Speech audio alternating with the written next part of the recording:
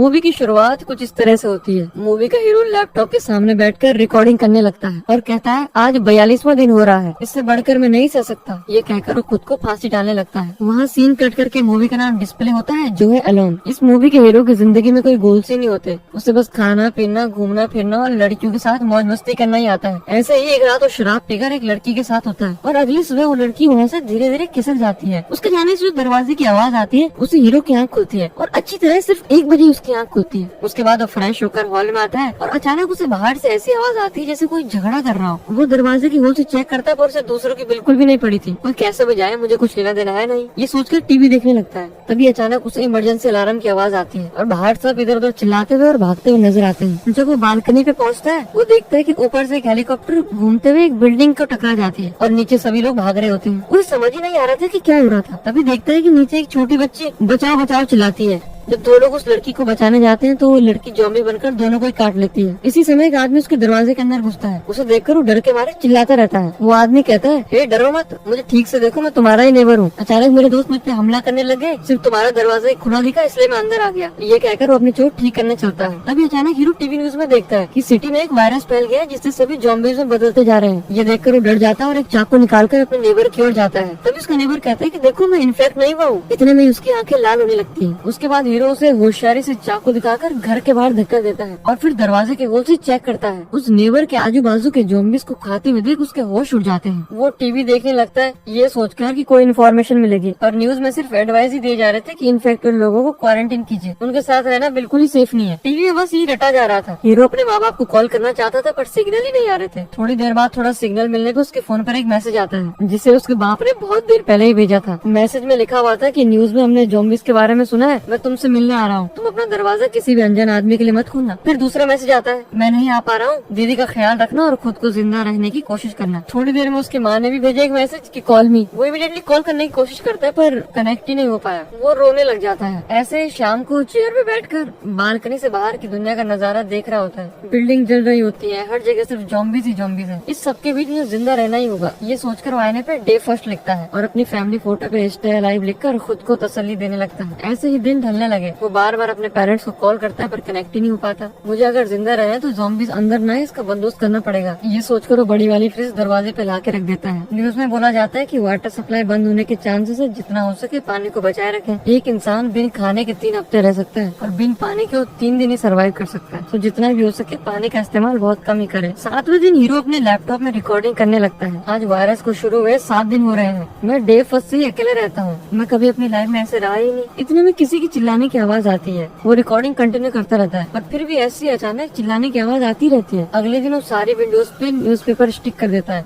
सिर्फ बाहर का नजारा देखने के लिए स्पेस छोड़ देता है। न्यूज में कहा जाता है कि ज़ॉम्बी वायरस सीधे इंसान के दिमाग पर हमला करता है। वो खुद पे से काबू खो देते हैं। इन्फेक्ट होने से पहले जो शब्द कहते हैं उसे बार बार दोहराते रहते हैं। उनको अगर थोड़ी सी भी आवाज आ जाए तो वो अटैक करने लगते हैं। ये न्यूज सुनते ही वो डरने लग जाता है। ये न्यूज सुनता ही रहता है कि दरवाजे की वजह से एक ज़ॉम्बी जोर जोर से मारने लगता है। वो एक पल के लिए तो बहुत ही डर जाता है। 16वें दिन वीडियो रिकॉर्ड करते हुए बोलता है हालात बहुत बिगड़ते जा रहे हैं, पानी का सप्लाई रुक गया है। टीवी में कुछ नई न्यूज आ ही नहीं रही, वही बार बार रिपीट होता रहता है। टीवी न्यूज रिपीट होने पर भी वो उसे ही दोहरा दोहरा के देखता है, बस यही उम्मीद के साथ ही कहीं उसके पेरेंट्स को न दिखाया जाए। हमेशा अकेले रहने पर दिमाग ठिकाने पर ही नहीं है, कुछ करने का मन ही नहीं करता। अगर ऐसा ही चलता रहा तो मैं बिल्कुल ही पागल हो जाऊंगा। उसने इतना कहा ही था कि एक आवाज आने लगी। वो डर के मारे बेसबॉल बैट के साथ देखने जाता है। उसने देखा कि टॉयलेट के वेंटिलेशन से एक ज़ॉम्बी कूद के अंदर आ गया। वो जल्दी से छुप जाता है। वो ज़ॉम्बी हॉरर लुक के साथ ढूंढते आते हैं कि कोई शिकार मिल जाएगा। हीरो पीछे से उस ज़ॉम्बी पर जोर से वार करता है और उसे मुंह मार देता है। फिर उसे बालकनी की तरफ खींच के ले आता है। उस वेंटिलेशन पोर्शन पे सफरिंग बोर्ड रख के उसको क्लोज ही कर देता है। ऐसे ही 4-5 हफ्ते गुजर जाते हैं। वो फिर से लैपटॉप पे रिकॉर्डिंग शुरू करता है। सब कुछ खत्म हो चुका है, न कुछ खाने को बचा है। खाना खाए हुए 3 दिन हो गए हैं। ऐसा लग रहा था कि मैं पागल हो रहा हूँ। इस घर के उस दरवाजे के बाहर नहीं जा पा रहा हूँ। इस वक्त उसके फोन पे सिग्नल मिलते हैं और भागकर जाकर अपनी माँ को फोन लगाता है, लेकिन कनेक्ट ही नहीं हो पाता। फिर उसकी माँ का एक वॉइस मैसेज आता है जिसमें वो कहती है कि उसकी दीदी का कुछ पता ही नहीं चल पा रहा, तुम भी ढूंढ के देखो उसे। इतने में उनकी जगह बहुत सारे ज़ॉम्बीज़ आने लगते हैं और उसके पेरेंट्स पे अटैक करने लगते हैं। उन दोनों की चिल्लाने की आवाज के साथ ही वॉइस मैसेज खत्म हो जाता है। हीरो ये सुनकर बहुत रोने लगता है और अंदर ही अंदर उसको गुस्सा आता है और हिम्मत से वो एक बैट लेते हुए घर से बाहर निकलता है। वो उस नेबर को देखता है जो शुरू में ज़ॉम्बीज़ बन के आया था। वो बहुत घायल हुई हालत में नीचे पड़ा हुआ दिखता है। सारे ज़ॉम्बीज़ एक दूसरे से टकराकर एक दूसरे पे गिर जाते हैं। समहाउ एक तरफ की सीढ़ियों से उतरकर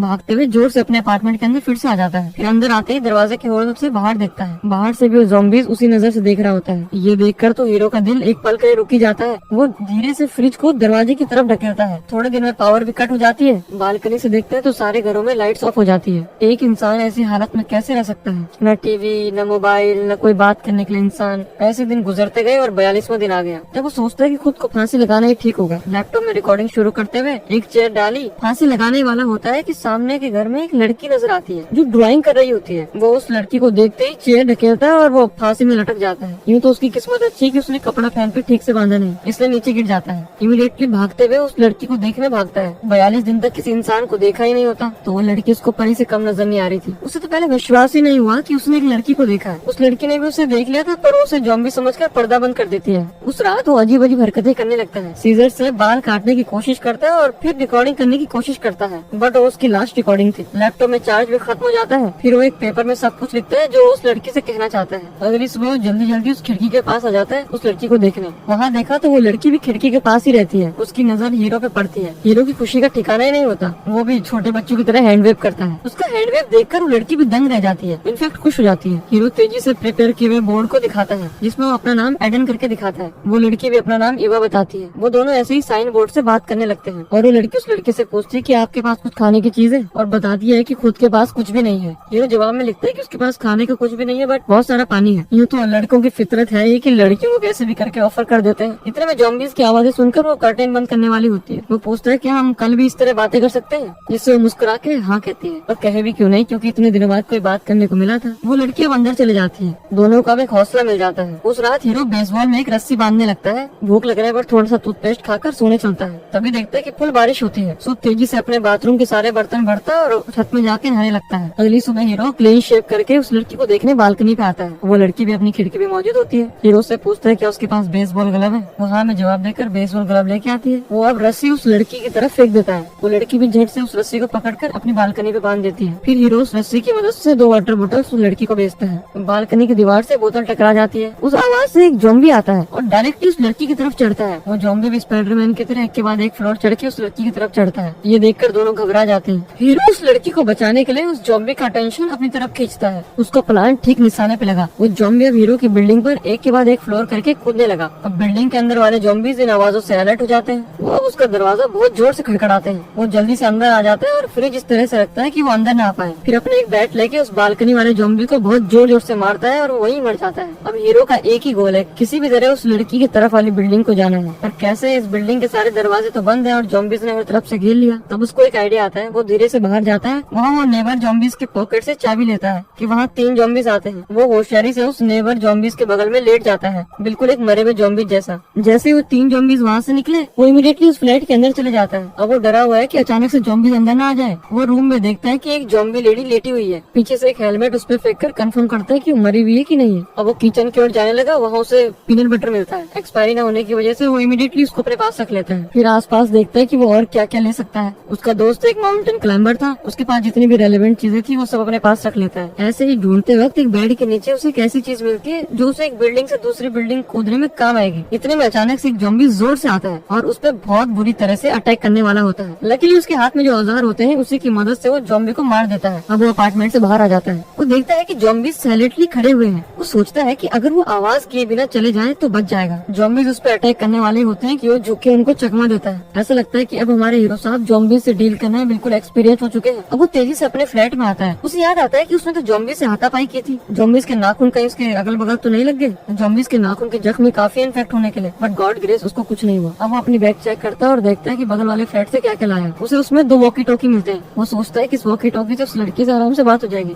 ये सोचकर वो एक बेडशीट की मदद से नीचे बालकनी में उतरकर वॉकी टॉकी उस लड़की की बालकनी में फेंक देते हैं और वहाँ के ज़ॉम्बीज उसकी आहट से उसकी तरफ आने लगे। हीरो तेजी से फर्स्ट फ्लोर वाली बालकनी पे खुद चुपचाप बैठ जाता है। ज़ॉम्बीज को वो बिल्कुल ही नजर नहीं आता। ऐसे ही थोड़ी देर छुप जाने पर वो वही बेडशीट की मदद से अपने फ्लोर पे पहुंच जाता है। इतने दिनों तक वो एक डरपोक इंसान जैसा था। एक लड़की के लिए अपनी जान रिस्क में देने के लिए वो खुद को ही शाबाशी देने लगता है और खुशी खुशी सोने लगता है। अगले दिन वॉकी टॉकी पर वो लड़की से बात करने लगता है। आवाज सुनकर हीरो गहरी नींद से चौंक कर उठता है और एक्साइटमेंट में वॉकी टॉकी ऑन किए बिना ही हेलो बोलता है। फिर रियलाइज कर जल्दी जल्दी ऑन करता है तो वो लड़की बोलती है, सच में तुम तो बहुत दरियादरी लड़के हो। इतना रिस्क जो उठाया तुमने। पहले तो इंसान को देखना ही मुश्किल था, फिर एक लड़की दिखी पर बात करना मुश्किल था। अब बात हो सकती है पर उस लड़की के पास नहीं रह सकते। अब हीरो की बस यही फीलिंग थी। अब दोनों घंटों घंटों बातें करने लगे। हीरो के पास खाने के लिए कुछ नहीं होता है। वो 3 दिन से भूखा है। अब भूख बिल्कुल ही नहीं सही जा रही थी। सुबह बाथरूम के वेंटिलेशन से बाजू वाले फ्लैट में जाने की कोशिश करता है और उसे बीच में एक दर्दनाक जॉम्बीज नजर आता है। हीरो खुद को तसल्ली देने लगता है, तुमने तो इससे खतरनाक जॉम्बीज को मारा है, आगे चल आगे चल। फाइनली वो बाजू वाले घर के बाथरूम में लैंड करता है। पहले चेक करता है कि कोई जॉम्बीज तो नहीं है वहाँ, और बाथ टब में सिर्फ खून नजर आता है। फिर वो किचन की ओर चलता है जहाँ उसे फ्रेश खाना मिलता है। उसे तो ऐसा महसूस हो रहा था जैसे उसने लॉटरी मार ली हो। फौरन वो उस लड़की को इस बारे में बताने चलता है। इधर लड़की हीरो ना दिखने पर परेशान हो जाती है और वॉकी टॉकी पर उसे झगड़ने लगती है। हीरो से संभालता है कि वो खाने की तलाश में ही वहाँ गया था और परेशान ना हुए क्योंकि वहाँ जॉम्बीज बिल्कुल नहीं है। लड़की कहती है कि उसके घर के आसपास रोज जॉम्बीज की आवाजें आती है, जिससे बहुत परेशान है। मैं एक काम करती हूँ, मैं तुम्हारे घर आ जाती हूँ, तुम्हारी तरह मैंने भी एक बेडशीट बांध रखी है बालकनी की तरफ। हीरो कहता है कि ठीक है, मैं ही तुम्हें लेने आ जाऊंगा, फिक्र मत करो। ये कहते हुए वो रूम के अंदर चला जाता है, पर हीरोइन उससे कहती है कि उसने ठीक से चेक किया कि वहाँ कोई नहीं है। हीरो कहता है तुम टेंशन मत लो, मैं सब कुछ देख लूंगा। रूम में उसने देखा कि दीवार में एक बहुत बड़ा छेद है और उसके पीछे एक दादाजी खड़े हुए होते हैं जिनके हाथ में एक लकड़ी होती है। दोनों समझ लेते हैं कि वो जॉम्बीज नहीं है, इसलिए एक दूसरे से बात करने लगते हैं। वो दादाजी उससे पूछते हैं कि यहाँ क्या कर रहे हो और किससे इतनी देर तक बातें कर रहे थे।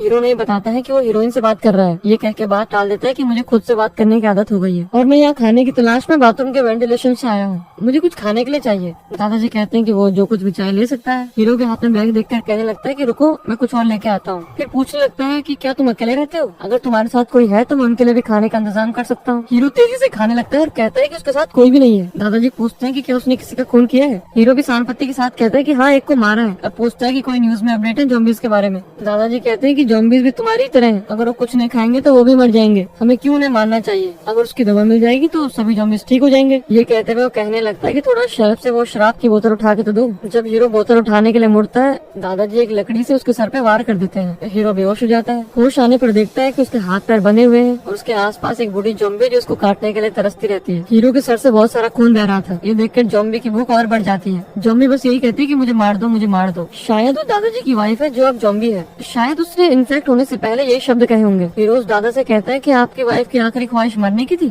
आपने उन्हें मारा क्यों नहीं। वो कहते हैं कि जब से वो जॉम्बी बनी है मैंने उसे बांध दिया और बस देखे जा रहा हूँ। उसे जब भूख लगी तो मैंने हमारे डॉगी को भी नहीं बख्शा, इसलिए बाथ टब में खून ही खून था। दादाजी कहते हैं कि मैं अपनी बीवी को नहीं मार सकता, किसी भी तरह साइंटिस्ट इस वायरस की दवाई खोज निकालेंगे जिससे मैं मेरी बीवी को ठीक कर दूंगा। ये लो पेन किलर, इसको खा लो, जिसकी मदद से बिना दर्द के तुम मर जाओगे। यही कहकर वो रूम से बाहर जाने लगते हैं। इस तरफ हीरोइन चिल्लाने लग जाती है, ये समझकर कि उसके घर पे जॉम्बीज आ गए। उसकी आवाज सुन वो बूढ़े दादाजी एक लकड़ी उठा के उसकी तरफ चलते हैं। हीरो बड़ी मुश्किल से बंधी हुई रस्सी को खोल उस दादाजी को जॉम्बीज पे धकेल देता है और रूम लॉक करके बाहर चले जाता है। उसके बाद जॉम्बी वाइफ ने उस दादाजी को काट दिया। हीरो बाहर आकर सारी चीजें पैक कर लेता है। हीरोइन कहती है कि उसके घर जॉम्बीज आ गए हैं। ये सुन वो तेजी से उसके फ्लैट की ओर चलता है पर दरवाजा बंद था। अब जॉम्बीज उसको फॉलो करते हुए आ रहे हैं। वो जल्दी से बाजू वाला दरवाजा खोल अंदर चला जाता है। हीरोइन अपनी बालकनी में बेडशीट का रोप बना के हीरो का इंतजार करती है। हीरो अपनी बालकनी से तेजी से छलांग लगाता है बट थोड़ा स्लिप होने की वजह से नीचे गिर जाता है। अब जॉम्बीज उसकी ओर आने लगते हैं। अब वो सारे जॉम्बीज को मारते हुए आगे बढ़ता है। हीरोइन उसकी बालकनी से बंधी हुई बेडशीट नीचे देती है, जिसे पकड़कर हीरो ऊपर चढ़ने लगता है। एक जॉम्बी उसकी बेडशीट की रस्सी से उसको फॉलो करने लगता है। हीरो तेजी से हीरोइन की फ्लोर के नीचे वाले फ्लोर पे कूद जाता है और बेडशीट की रस्सी को वहीं कट कर देता है। अब हीरोइन को बोलता है कि वो एक फ्लोर नीचे जंप करे। हीरोइन ने भी वैसा ही किया और सीधे हीरो में आके गिर गई। दोनों की खुशी सही नहीं जा रही थी।